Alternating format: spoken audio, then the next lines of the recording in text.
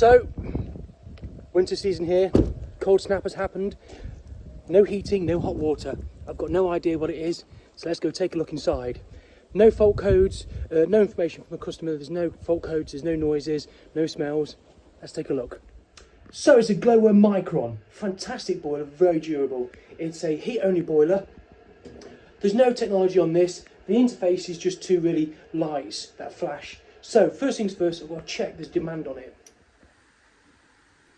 Let's check the demand.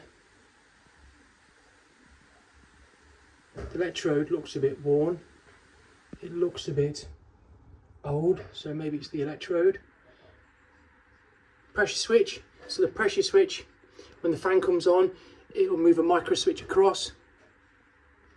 Fan hasn't came on yet, so I need to check the demand.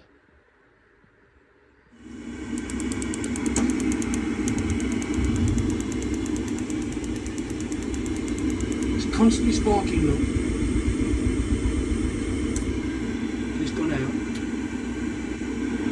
Again. Failed ignition, so it's going to come on again. That tells me it's not rectifying.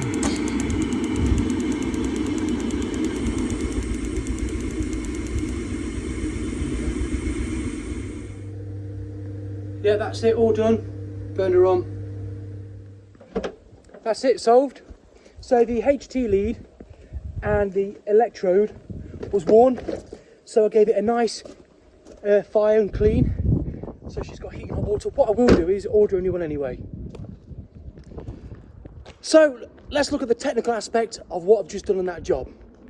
Here goes. So here I've drawn a chart. You've got a PCB, you've got the HT lead, the electrode, the burner, and here you've got the earth. So what happens is, when there's demand, the PCB sends the electric to the electrode, and that's anything from 100 to 240 volts DC. So that goes across to ignite the flame. So when it's actually lit, the ions in the flame conduct the gas across. So PCB's on, demand's there, AC voltage comes across here to ignite, and it's going to ignite. At that point, that is AC voltage. The sine wave, look. If there's gas there, it ignites. So here we're going to have a flame.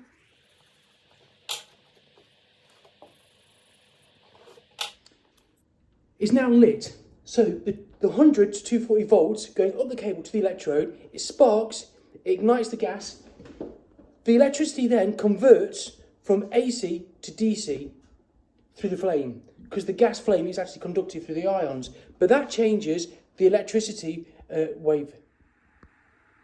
You got the spark, 100 to 240 volts AC, spark goes through and it returns back to this PCB.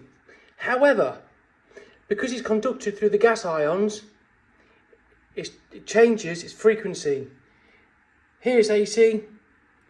After it goes through the flame, after it's rectified, the PCB then senses it's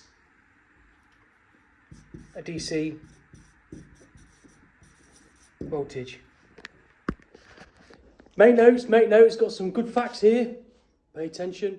So, HT leads. There's two types in the market, especially on modern boilers. Expect 1,000 or 5,000 ohms resistance, and you're allowed 10% allowance. Electrodes, two things you can do with electrodes. If it's warped, you can heat it up with your blowtorch and bend it delicately. And you can test an electrode on continuity. If you get your voltmeter going across it, it does break its continuity if it's worn and damaged. The next thing you could do, you can check the actual return voltage, the microamps, or some manufacturers call them nanoamps. So basically, you interrupt it with your multimeter and you set it on microamps and you measure them. Microamps about 20 to 30, and for nanoamps, it's got to be below 300. Hope you enjoyed that. I'm sorry if I bored you all.